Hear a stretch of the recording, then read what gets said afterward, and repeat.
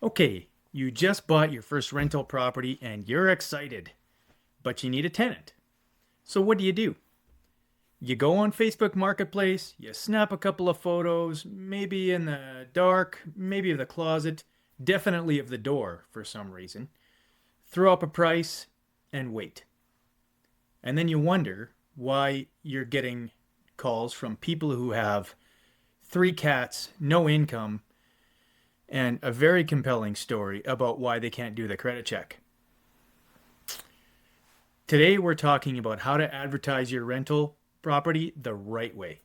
And I'm not just talking about writing something that sounds good, I'm talking about writing something that works. Something that attracts the right people and filters out the wrong ones before you've wasted a single minute of your time. But here's the thing, your ad is your first interview. The way you show up in that ad tells every single person who sees it exactly what kind of housing provider you are. And it tells them exactly what kind of tenant you want. So, let's get into it. Before you even open your phone to take the photos, you need to ask yourself one question. Who am I trying to rent this to? Now, I know that sounds obvious, right? But you'd be amazed at how many housing providers skip this step. Completely. They just want a warm body and a check. And that's exactly how you end up with problems. Every property attracts a certain type of tenant. A downtown one bedroom, probably going to be young professionals or maybe students. A duplex near schools in a family neighborhood, you want families, maybe with a couple of kids.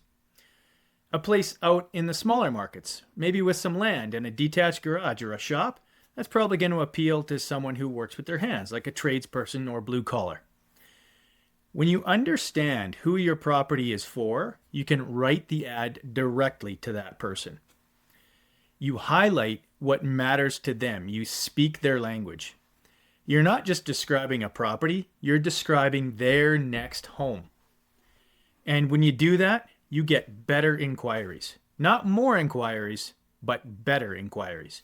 And trust me, better is way more valuable than more. All right, let's talk about the thing most housing providers get completely wrong. The photos. I cannot stress this enough. Your photos are everything. I have looked at rental ads, and I'm talking about properties that are asking like $2,500 a month, where every single photo looked dark, shadowy, and honestly, kind of creepy. Like you open up and you go, is this a rental or a crime scene? No, no, no, no. No offense to anybody who has posted a dark, creepy ad. You do you. I'm just saying, okay, maybe a little offense, but I'm just saying. But because here's the thing, I would scroll through those photos and that would be it for me. I'm done. I'm not even going to read the description. I'm out. So take your photos in natural light. Open the blinds, turn on every single light in the house, and shoot during the day. Too many people try and shoot them after dark, and even with all the lights on, it still looks dark. Even if you do all that and the photo still looks a little dark, especially like basements, bathrooms, darker rooms, edit it, brighten it up. There's free apps to do this, and it takes like 5 minutes. And small bathrooms, yeah, I know, small bathrooms suck to take pictures of, and they're very difficult to photograph. Stand on a chair if you have to, get above it, and shoot down at an angle to get a bit more of a panoramic view. Show the tub, show the shower, show something other than the toilet, for the love of goodness. Every bathroom has a toilet, we know that. I want to see what I'm actually getting. What photos do you absolutely need? The kitchen. Most important room in the house. The bathroom, bedrooms, and living room. In-suite laundry if you've got it. Parking, if there's a garage, that's great. Storage, what kind of storage is there? And the outside. On a sunny day, not a cloudy one, nobody's inspired by gray skies and a muddy yard, you know? But what you do not need photos of, the lobby, the stairwell, 3 photos of the same closet, the bottom of a door. I've seen it. I'm not kidding. Someone once posted an ad with one photo, and it was the bottom of the door. Just the door. Not the full door, just the bottom of the door. Don't do that. Okay, you've got great photos. Now let's write the actual ad. The good news is you don't have to be Shakespeare here. Nobody understands Shakespeare anyway, so forget about that. What you need is clarity. Lead with your best stuff right up front. What's the thing that's going to make someone go, ooh, and stop scrolling? Maybe it's that heat and power and water are all included. Maybe there's some other incentives. Maybe you just renovated the whole kitchen. Maybe it's the location. Whatever it is, that goes first at the top of the ad. Then cover the basics. And I mean all of them.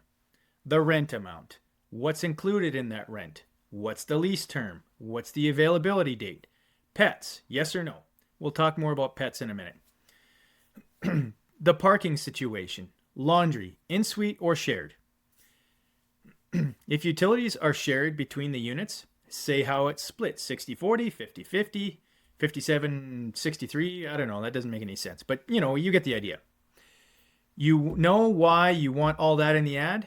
Because every question someone has to ask you is time you're both wasting. But if you put it in the ad, the people who don't qualify for whatever reason, they self-select themselves out. They don't even contact you. And that's the goal. That's efficiency. And here's something I want you to think about strategically. Some things about the property are just neutral facts, like shared laundry. You don't have to try and spin it as a positive or a negative. Just mention it. Just say it. It is what it is. But something like, say, the suite being below grade or a quirk in the layout, you can address that in the showing. In person, with context. Because in person, you can say, yeah, it's a lower level apartment. By the way, I call them lower level apartments. I don't call them basement suites. But look how bright it is. We redid all the lighting and the windows. You can't do that in an ad. So don't volunteer every potential objection up front. The ad attracts them, the showing closes them. Those are two different jobs. Now, here's the part that a lot of housing providers skip, and it's one of the most important things you can do. Set your expectations right in the ad. You don't need a whole page of rules and regulations, but one or two clear statements, absolutely. Something like references and proof of income required before approval. That's it. That one sentence does so much work. It tells serious, qualified candidates, okay, this housing provider is professional.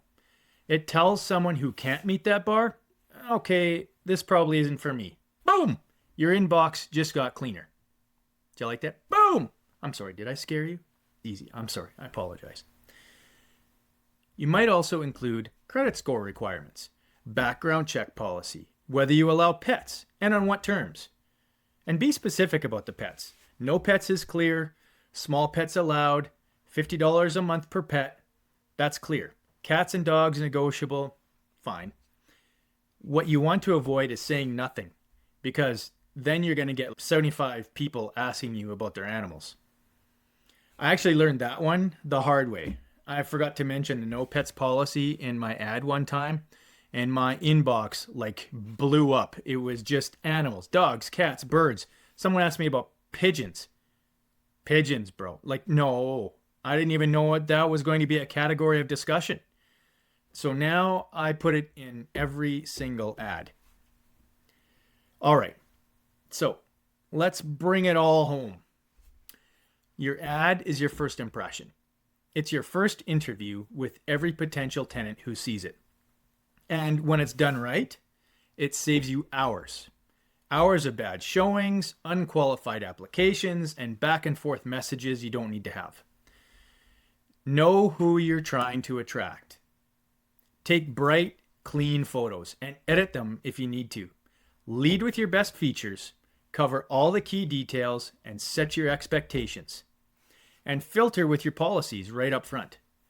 You're not trying to get the most inquiries. You're trying to just get the right inquiries. Do that, And by the time someone walks through your door for a showing, they already know what they're signing up for. And so do you.